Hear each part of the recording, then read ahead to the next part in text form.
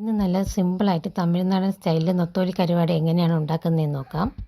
നല്ല തിളച്ച ചൂട് വെള്ളത്തിൽ ഞാൻ 20 മിനിറ്റ് നൊത്തോലി കുതിർക്കാൻ വേണ്ടി ഇട്ട് വയ്ക്കുന്നുണ്ട്.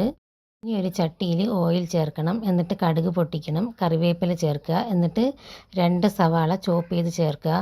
ഇനി ഇതിലോട്ട് ഒരു 1/2 ടീസ്പൂൺ ഇഞ്ചി വെളുത്തുള്ളി പേസ്റ്റ് ചേർക്കാം.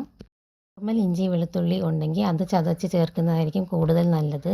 എൻ്റെ അടുത്ത് അതില്ലാത്തതുകൊണ്ടാണ് ഞാൻ പേസ്റ്റ് ചേർത്തത്.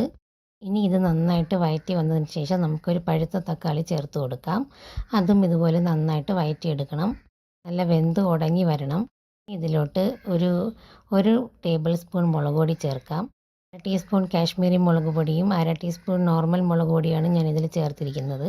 ഇനി 1/2 ടേബിൾ സ്പൂൺ മല്ലിപ്പൊടിയും കൂടെ ചേർത്ത് പച്ചമണം മാറുന്നത് വരെ വഴറ്റണം. ഇനി അതിലോട്ട് ഒരു നെല്ലിക്ക സൈസ് പുളി പിഴിഞ്ഞ് അതിൻ്റെ വെള്ളം നമുക്ക് ചേർത്ത് കൊടുക്കാം. അത് നന്നായിട്ട് വഴറ്റിയെടുക്കുക. ഇനി 1 കപ്പ് വെള്ളം നമുക്ക് ചേർത്ത് കൊടുക്കാം. അത് നന്നായിട്ട് ഈ മസാലയൊക്കെ മിക്സ് ചെയ്തെടുക്കണം.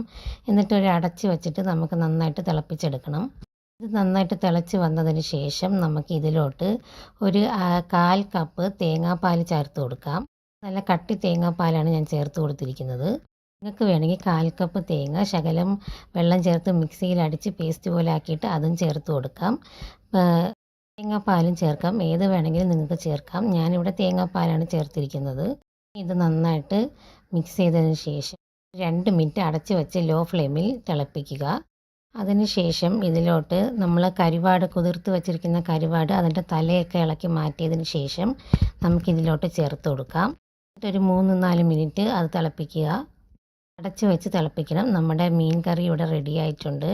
ഇതൊരു തമിഴ്നാടൻ സ്റ്റൈൽ കറിയാണ്.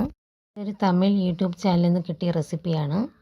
കണ്ടപ്പോൾ വളരെ ഡിഫറെൻറ്റ് സ്റ്റൈലും ടേസ്റ്റി ആയിട്ട് തോന്നി. എങ്ങനെ ട്രൈ ചെയ്ത് നോക്കിയതാണ്. നിങ്ങളും തീർച്ചയായിട്ടും ട്രൈ ചെയ്ത് നോക്കണം. താങ്ക്